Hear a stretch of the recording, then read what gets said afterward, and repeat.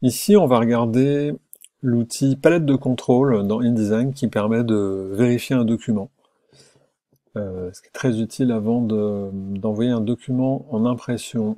La palette se trouve, comme d'habitude, dans le menu Fenêtre, et on va aller dans Sortie, et c'est la palette Contrôle en amont.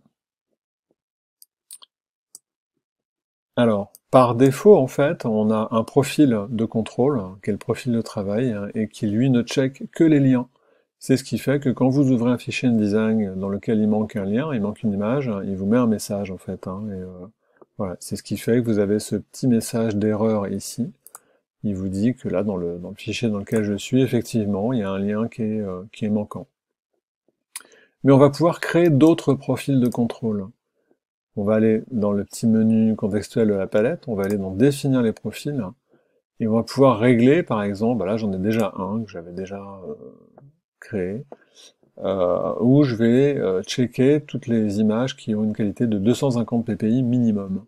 Pour ça, alors je vais plutôt créer un nouveau profil. Et moi, je vais regarder les images qui ont une qualité de 200 minimum. Hein, voilà. Donc j'ai créé mon nouveau profil, je le nomme, et puis là, je vais en fait cocher ce que je veux vérifier. Donc moi, je veux qu'il me vérifie les liens manquants, je veux qu'il me dise s'il y a des liens qui sont pas accessibles. Et puis ensuite, au niveau des images, alors je vois qu'il y a des choses qui sont déjà un peu pré-cochées.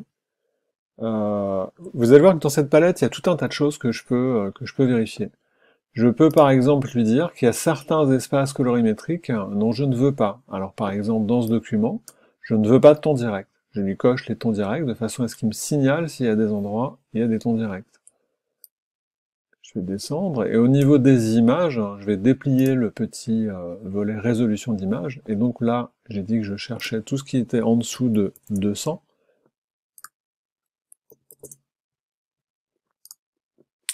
Voilà, donc je lui coche la résolution qui me va bien, puis pour les images en 1 bit, je vais plutôt mettre à 800. Je veux aussi qu'ils me disent quand il y a une mise à l'échelle d'un visuel qui est non proportionné, c'est-à-dire s'il y a un visuel qui est déformé. Euh, voilà, et puis je vais juste arrêter pour l'instant. Donc j'ai validé mon profil, je vais ensuite l'activer, donc c'est celui-ci, hein, le contrôle de qualité d'image à 200 minimum. J'ai bien le petit bouton qui est activé, et là en fait, par rapport à tout ce que j'ai coché, ben, il va me dire, si je déplie à chaque fois, alors il y a un lien manquant, qui s'appelle comme ça, et qui est sur la page 9. Je peux directement cliquer sur le petit chiffre de la page, il va m'amener au visuel, il va me l'afficher directement. Et puis ensuite, au niveau des qualités d'image, a priori il y en a 4 qui sont en dessous de 200 pixels pouces. De la même façon, je peux cliquer sur les numéros de page, ça va m'amener directement au visuel. Effectivement, si je regarde celui-là, il est à combien? Il est à 46. Effectivement, on est très loin des 200.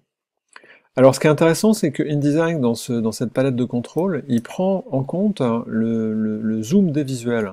C'est-à-dire typiquement, ce visuel a vraiment une qualité très basse.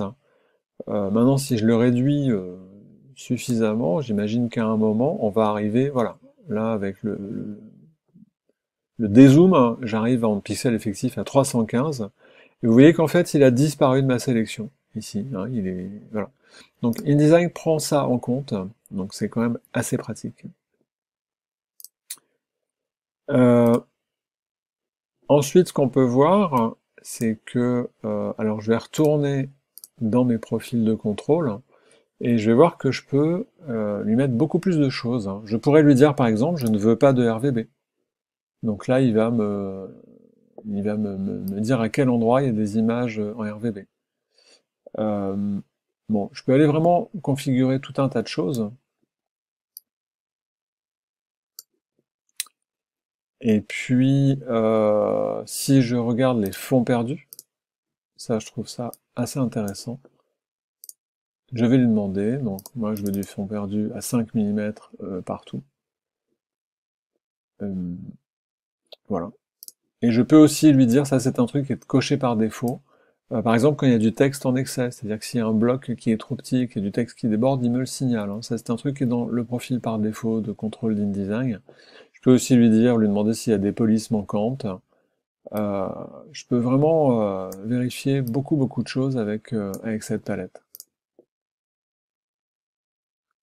Je peux même lui demander un nombre de pages obligatoires. Par exemple, je peux dire que je veux 12 pages minimum. Donc ça, c'est pareil, c'est assez pratique. Voilà, donc après, je vous laisserai explorer, mais il y a beaucoup de choses hein, que je peux demander, ça c'est intéressant, la taille minimale du texte. Hein. De façon légale, hein, le texte le plus petit, normalement, c'est du corps 5 en non étroitisé. Donc ça, je peux aussi lui demander de me checker tout ça. Donc quand je lui fais OK, bah, il me met à jour hein, mes vérifications. Donc il me dit qu'effectivement il y a un problème de fond perdu ici. Alors ouais, c'est un peu, ouais, je suis en train de m'apercevoir que ouais, donc pour celui-là c'est réel. Pour ça, effectivement, on voit bien que c'est voulu. Hein. Donc bon, c'est à checker au cas par cas. Bon, pour celui-là, oui. Pour celui-là, oui, puisqu'il considère qu'il est suffisamment près du bord pour nécessiter un fond perdu. Bon.